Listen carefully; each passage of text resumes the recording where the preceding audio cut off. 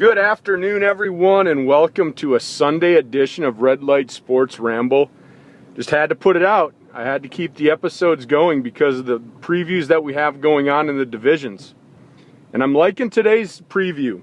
We got the NFC West, and we're going to get right into it with the 49ers. Last year's NFC champions, made it to the Super Bowl, made a good showing. Are they the team to beat in the NFC this year? Back-to-back NFC championship games. Last year got to the Super Bowl.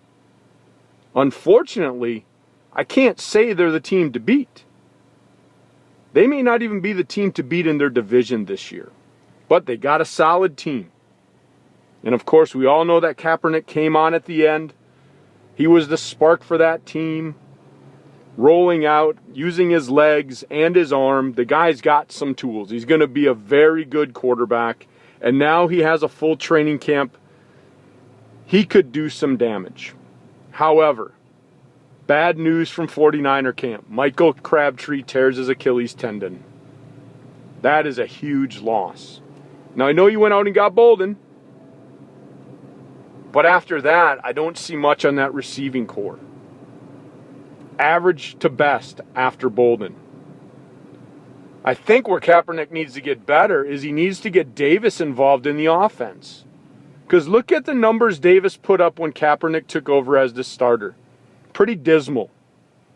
Pretty dismal from Davis. And maybe the training camp and the offseason will help reunite some kind of connection there. But you got to get Davis involved. He's a heck of a tight end. And he could be the option with Bolden. But other than that, I don't see much. Now, you got the running game. You're always going to have the running game. Frank Gore has just become a beast. And he's actually become very reliable. You give the guy the ball, he's going to get you 3 to 5 yards. And they need that. To be able to run that option and that bootleg, he is a key in that. And I mentioned that for them getting to the Super Bowl. Because of Frank Gore's ability to run between the tackles with that good offensive line, the defenses have to stay honest. So I just think the weaknesses are at wide receiver. And you got to get Davis involved this year. Because defensively, you got a heck of a unit. Yeah, you lost Goldson. But I'll tell you what, the cornerback and safety play was already weak. But I think losing Goldson just makes it weaker. But I think the front seven to stop the run are very good, and you get a lot of pass pressure. And that's where some of those interceptions come from. Because you got Alden and Justin up front that are just motors and get after the quarterback. And then you got Willis and Bowman in the middle. That is a great combo in the middle. So defensively, I think that front seven is very, very good, but a lot of weakness in the back. And so you got to hope you keep getting the pressure, because if you're going to give the quarterback time, I think they're going to find a weakness back there in your coverage. So let's move on to the surprising Seattle Seahawks. Unbelievable what happened last year, isn't it? Russell Wilson gets drafted, comes in, wins the job, they make the playoffs, and then bam, they make a splash in the offseason. Seattle means business. And let's take a look at it. You went out and made the trade for Harvin. I'm not going to jump up and down for that trade. I watched Harvin play, being from the Central Division and a Packer fan, watching him play on the Vikings. He's a good player, but I think he's going to help you more in special teams than at wide receiver. And so when you look at that, I don't see anything else in that receiving core. An average receiving core in my mind. And Russell Wilson at quarterback, we know he has to move the pocket. He has to use his feet to get open. And so that's why I'm not so sure how we're going to see Wilson progress this year. Because he's got to continue to do those things. And he doesn't have a lot of talent at the wide receiving core. But we shall see. But defensively, oh my. Oh my. You went out and got Cliff Averill, and then you got Michael Bennett, really adding to some pressure up front. And then, I'll tell you what, this could be one of the best secondaries in the NFL. You got Thomas, you got Sherman, and then what'd you do? You went out and got Winfield. That is a great pickup. And so on that defense, all I'm seeing is you got a very good linebacking core also. I just think one of the linebackers needs to step up to be the leader. And when you do that, you can put that front seven together and really wreak some havoc. But that is a very, very good defense, folks. Very good defense. Let's move on to the Rams, who were also surprising last year. 7-8-1. I don't think anybody expected Fisher to bring that team close to 500. At least nobody in the media did. And he did a great job with that team. And you went out, made a couple moves this year to try and help Bradford out just a little bit. Adding Long at the offensive line. It's a good, solid pickup. Then also signed Jared Cook at tight end, which could also seem to be a good pickup. But unfortunately, I don't see anything at the receiving end. I know you drafted up to go get Austin, the speedy guy. But like any rookie, how is he going to fit in? Is he going to fit in right away, or has he got a learning curve? I hope, Ram fans, that for your sake that he does not have that big of a learning curve, because that could be a problem, because Amendola is now gone and I don't know who else is going to step up on that receiving core. And then, oh yeah, by the way, at one time you had a running game. It is no longer. There is nothing there.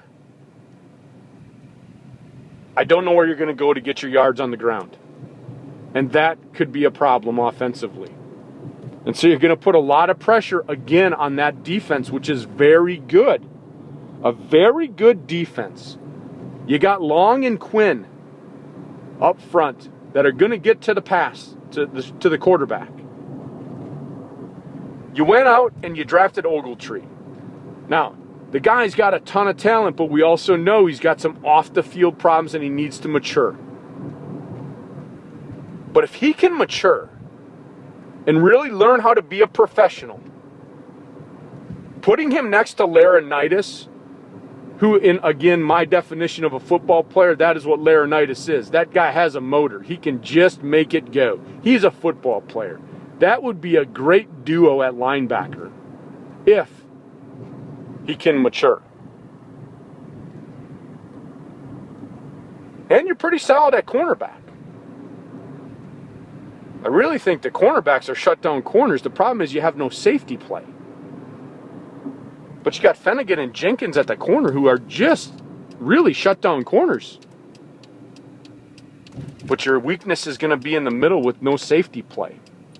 And hoping Ogletree can mature. So we shall see.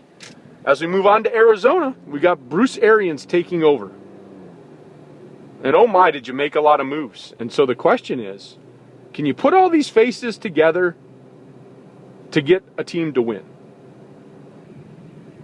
And the answer is maybe, but I'm leaning more towards probably not this year. I think Bruce Arians is a great coach. Finally getting his chance. Good job, Bruce. You went out, you got a quarterback that I think will be your Band-Aid quarterback for now till you can put all of the pieces in place. Because I think Carson Palmer maybe has a year, maybe another 2 years left. But I don't think he's your long-term franchise guy by any means. But Fitzgerald has to be licking his chops, saying, finally, a quarterback with an arm that can get me the ball. And I haven't had anybody like this since Kurt Warner put the uniform on. So Fitzgerald has to be very happy. And I think that receiving core is very underrated. I think Floyd and Roberts are very good players. Very good compliments to Fitzgerald. So I think you got a really good receiving core And then we all know in the Bruce Arians offense, he really likes the tight end. So I think he's going to get Hausler involved. And that's a good athletic tight end, folks. So if you want a sleeper fantasy tight end, take Hausler. That would be my little guess for you. But unfortunately, there is no running game at all either in Arizona. No running game. I know you went out and signed Mendenhall, but let's face the facts, folks. Ever since he hurt his knee, he's not been the same player. And I don't know if there's any fuel left in that tank. If there is, he's running on fumes and his gas light is on. I don't think he's the answer. He may show a game or two where he may have some, but I really think the gas light is on in Mendenhall's tank. And defensively, I think there's some promise there. I know you got Dockett up front, very, very good pass rusher. And I think you did some good things in the draft. Picking up Minter, picking up Okafor, and you got Tyrone Matthew. Now, we know the cloud is over his head, and he wants to prove himself. The good thing is you got a stud in Peterson, who I think is going to take him under his wing and say, listen here, buddy, keep your nose clean. You're here to be a professional. And if Peterson can do that with him, I think you're going to have another stud back in the secondary. And you're going to need it because you lost Rhodes and you lost Wilson. And so there's just nothing back there except Peterson. And so I think you may struggle a little bit defensively, but I like the Okafor pick and I like the Minter pick. But I also think those two may have some growing pains in the NFL, especially the teams you guys are playing. You know, they're coming to a little bit below average teams, so they might have some growing pains. But let's see how this shapes out, folks. I think my predictions in the NFC West are going to fall in line like this. I think it's going to be Seattle first, San Francisco second, St. Louis third, and Arizona fourth. Again, folks, the Seahawks, the 49ers, the Rams, then the Cardinals. Always my pleasure. Enjoy your Sunday. I'll talk to you tomorrow. See you at the next red light.